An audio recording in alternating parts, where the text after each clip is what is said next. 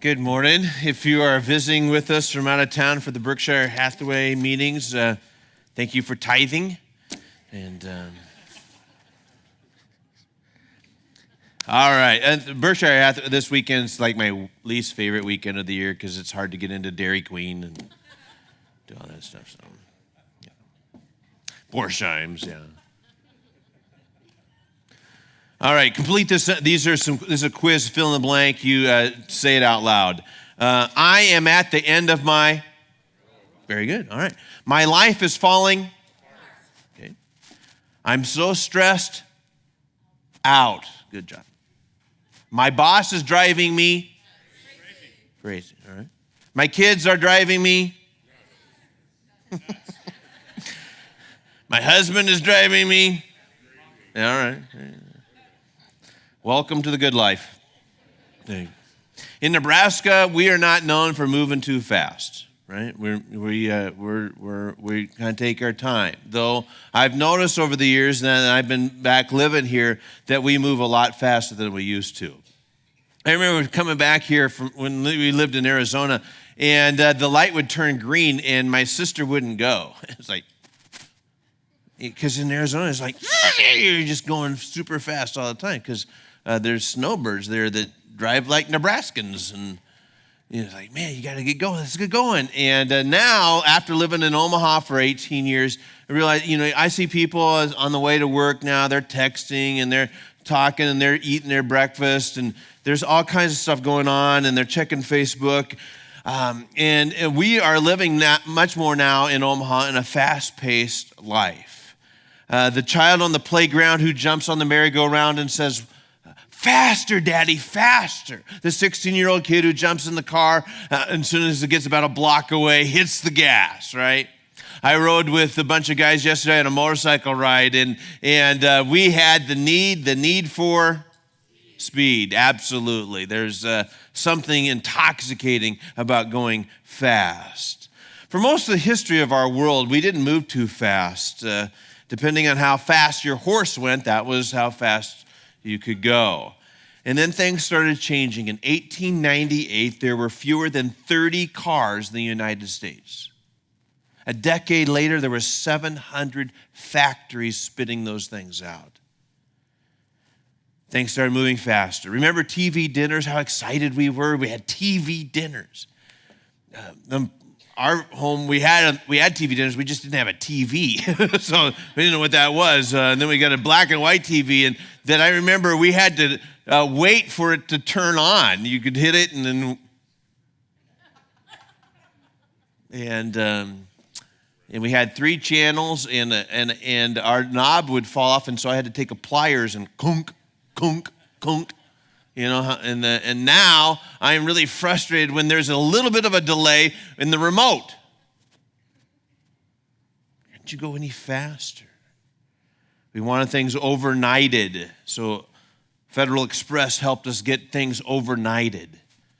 But then that wasn't fast enough, and so somebody invented a fax machine that solved the problem so we could go a little bit faster. Now we have emails that eliminate the need for us to even walk down the hall and talk to somebody. Now we carry phones that have email and our calendars and our contacts and social media and angry birds. But how are we doing, honestly, in this fast-paced world? Sometimes faster is better. If you're in an ambulance, faster is better. If you're in labor, faster might be better. But have you ever built a lasting relationship at 200 miles an hour? Have you ever learned something about your son or daughter while you're moving that fast? Can you really say that you've discovered great things about Jesus super fast, overnight? These things are all done slowly. For most of us, we go pretty fast all day. We're running faster, achieving more, earning more, doing more, and our relationship with Jesus and others is running on a little bit of fumes. What happens to someone who moves at the speed of sound? It takes a toll eventually on our lives. Some of you are parents of small children. You're so tired and exhausted and depleted. Some of you are single parents and you're trying to pull that off. I honestly don't know how you do it. It's just constant. You work and you come home and it's constant stuff. Some of you are students who are trying to balance an education and work and social life, and it seems like graduation seems a long ways down the road, and it may never happen. And some of you are in marriages that are exhausting. It's so much work and effort, and isolation and loneliness is set in. So how do we have hope that will rise up out of a culture that's bent on going super fast? Well, let's take a look at Exodus 20, 8 through 11. Remember to observe the Sabbath day by keeping it holy. And why he says that? Remember, because we tend to forget about that. This is something we tend to forget about. We tend to forget about the Sabbath and the fact that it's supposed to be a holy day. You have 6 days each week for your ordinary work, which describes our work, right? It's just kind of ordinary, right? It basically is. That's why it's called work, not called fun. It's called work, or it's not called your hobby. And some of you may have turned your hobby into a career, which I think is wonderful. My father-in-law turned his hobby into a career. He started collecting coins, and then he made a business out of it and made a living doing it. And he loved going to work every day because he was really just doing his hobby. Most of us don't get that kind of life. This is, each of you have 6 days for your ordinary work, but on the seventh day is a Sabbath day, rest dedicated to the Lord your God. Rest is dedicated to the Lord, okay? On that day, no one of your household may do any work. This includes you, your sons and daughters, your male and female servants, your livestock, and foreigners living among you. So again, he's getting super specific because you're like, does that apply to me? Well, yeah, it applies to everyone.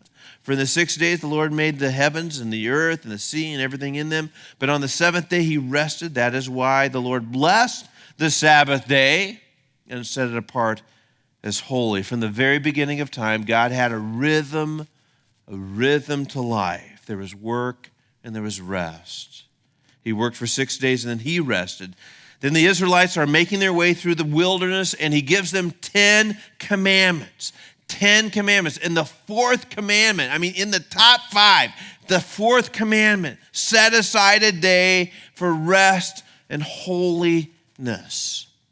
Every other day, when the Israelites were out in the wilderness, God would provide them manna, some bread from heaven that would come down. And they would gather that day enough bread for that one day.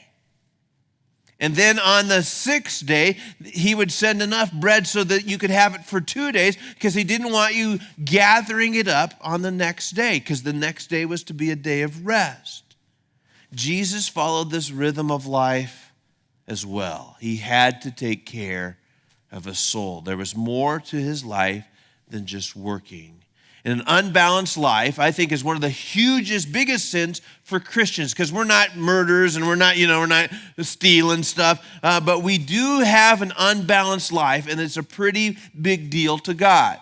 In fact, I would say, again, a lot of the stuff that's a big deal to God, not so big deal to us. We think, well, how could God get so upset about this? Why would God think this would be a big deal? Again, it's number 4, and so it's a big deal.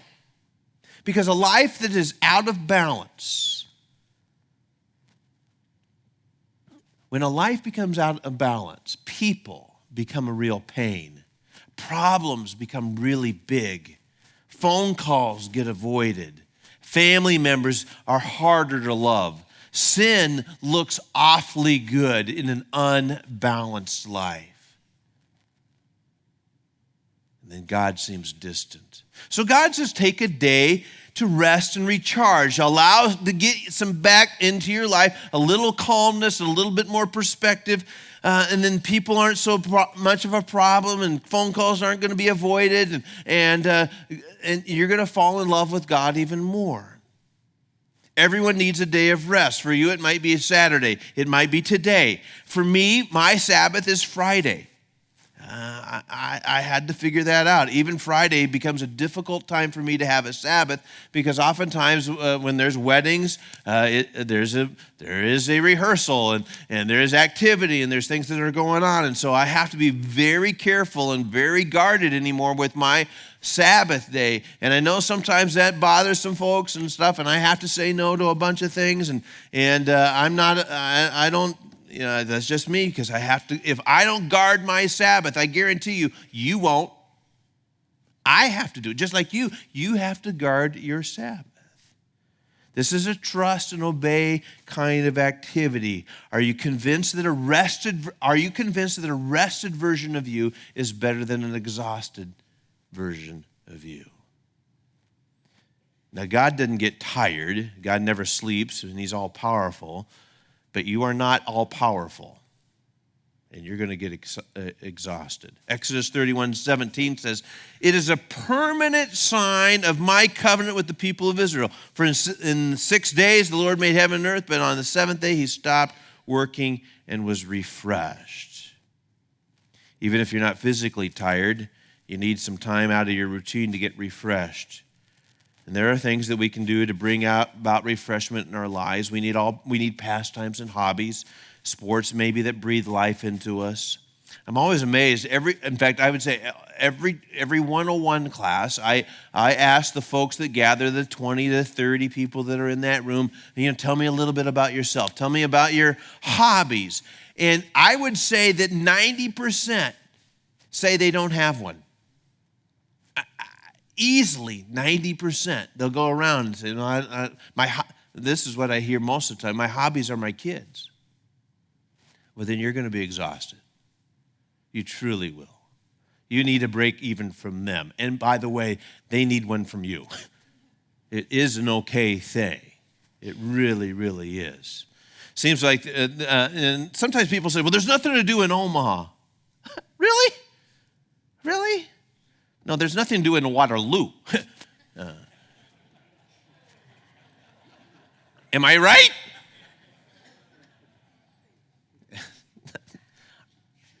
It's true. Unless you want to go to the bar, right? Seems like there's always something to do in our city. There's wonderful parks and bike trails and museums and concerts and shows and coffee shops and our zoo. For me, I grab my camera and I just go somewhere. I look for beautiful things. I spend hours doing that on my day off. Whether it's in the old market at the Platte River State Park, just like God, we need times of refreshments. I like this quote, and I have tried to implement this in my life. Here's the quote.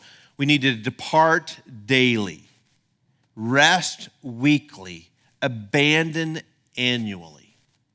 Depart daily. Have times in your day when you can just depart. Get a little bit of time away. Look for each day that you can take a break. For me, my lunch is my break during the day. I rarely go out to lunch with people to work.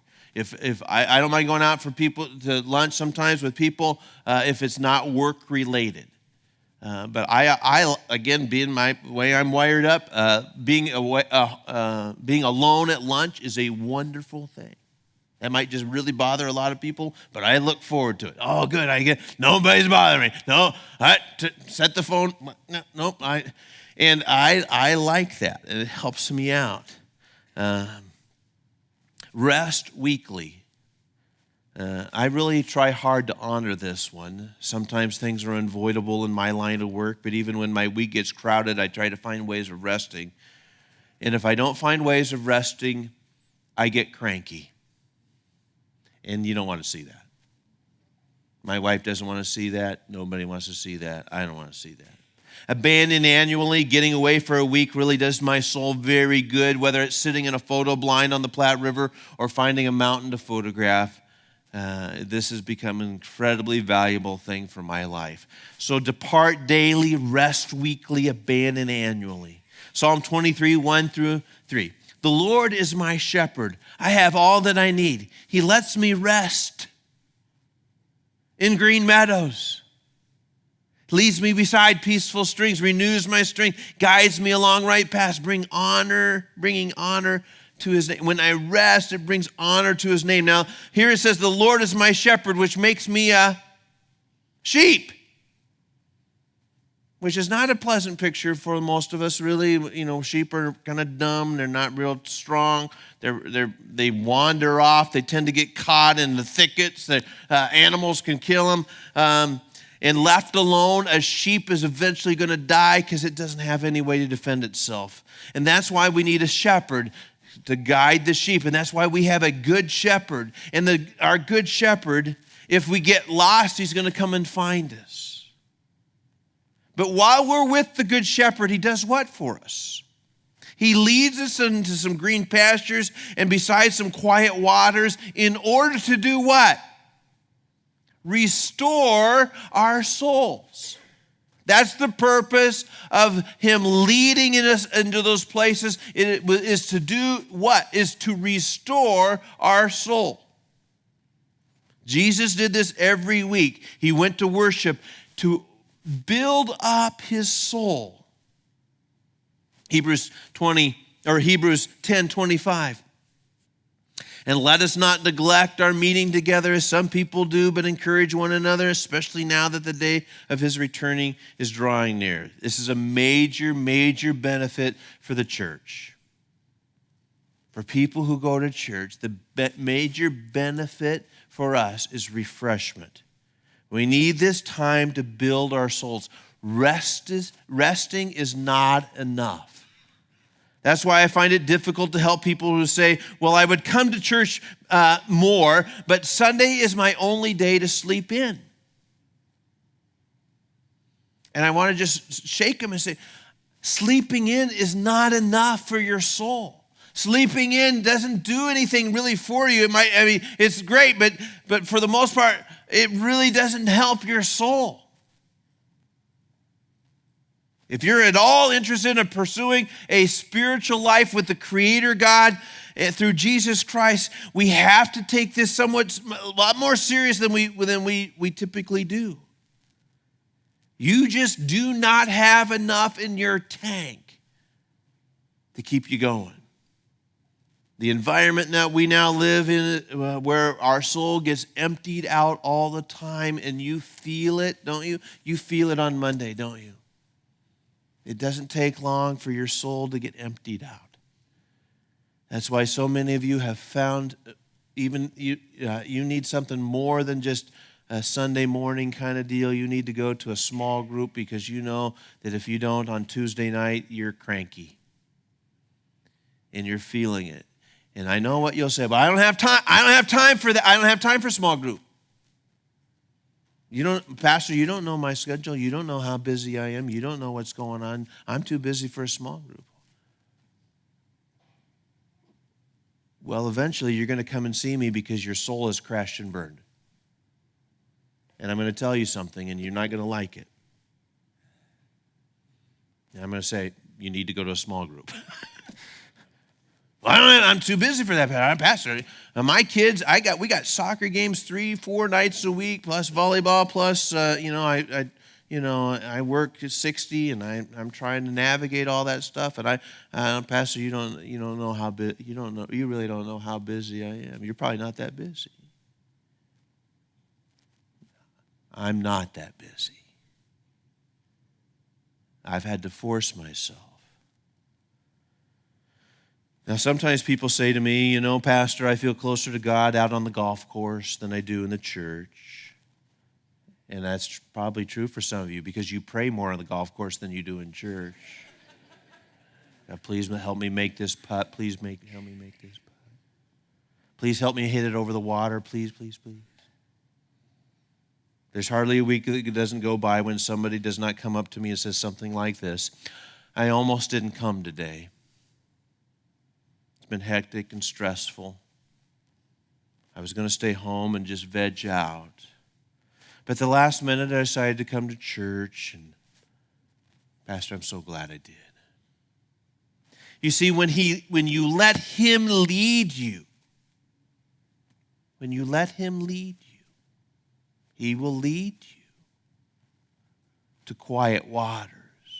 He will lead you to green pastures. But if you do the leading, you're not going to find that very well. Another way I think that helps us renew our spirit is by serving. In fact, I would probably say one of my favorite examples of this is my wife. She volunteers and teaches in our children's ministry every other week, and she teaches 4-year-old kids, and it lights up her world. When she is on for this week, our lunch conversation is about your children and the funny things they do and the wonderful things that they teach her in class. It just does her heart good because of her ordinary work and her ordinary husband. She needs something extraordinary to pull that off. And it's wonderful for my heart to see the amazing things that it does when she serves. And you know this. You know this. Many of you will take your Saturday and you will, on the month we go and serve at Open Door Mission, you're down there at 8 o'clock in the morning at Rejuvenate. You don't need to sleep in. You just can't wait for it to happen. You get excited about it. If you're not serving, you see, we think that service is going to deplete us. We think that serving God is going to deplete our souls. Actually, it refuels us. It refuels us. It's not exhausting.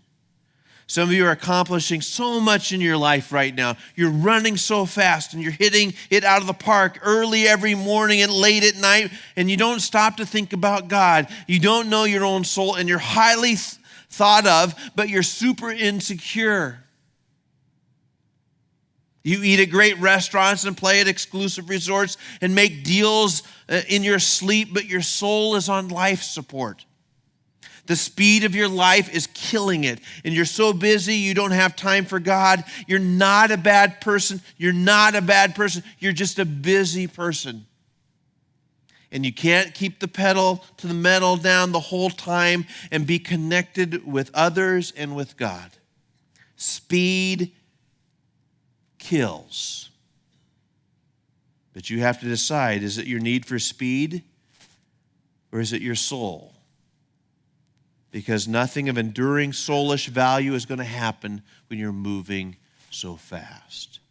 That's why God has to say, let's take a look at some of these powerful verses. Psalm 46:10. Be still. Be still. And know that I am God. I will be honored by every nation. I will be honored throughout the world. Psalm 139:23. Search me, O God, and know my heart. Test me and know my anxious thoughts. In Matthew 11:28, Jesus says these incredible words. Come to me, all of you who are weary and carry heavy burdens, and I will give you rest. Isn't that great? Probably there's not too many of us in here today that would say, I don't even have a need for this really in my life. I'm fine. I've got it handled. Everything's cool. It's probably best it's ever been. And all right. And that may be true. Maybe you've got your life in a balanced situation where you've navigated into a place. Maybe it's because you crashed and burned so many times that you finally got it into a place where the rhythm really works and makes sense for you. But for most of us in this room, probably this is a message in which we really struggle with most of the time. Be still. How many of us feel guilty when we're quiet? When we slow down, when we stop? We think that busyness equates is equal with I'm valuable, I'm needed, I'm important. God is waiting for you to slow down so you can meet him. So I want you today to take your foot off the accelerator and take a deep breath and slow down just a little bit and relax for a little while in the arms of God.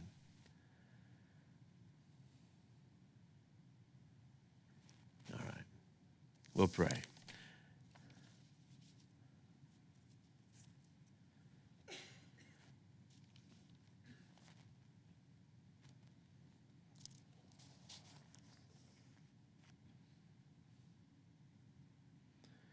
Thanks for this time in which we've been able to breathe, to relax, and to turn the phone off and not really even have to worry about anything. We've come today to find hope and rest for our weary souls. And so as we push the pause button at this moment in time, that we might be able to be still, be quiet,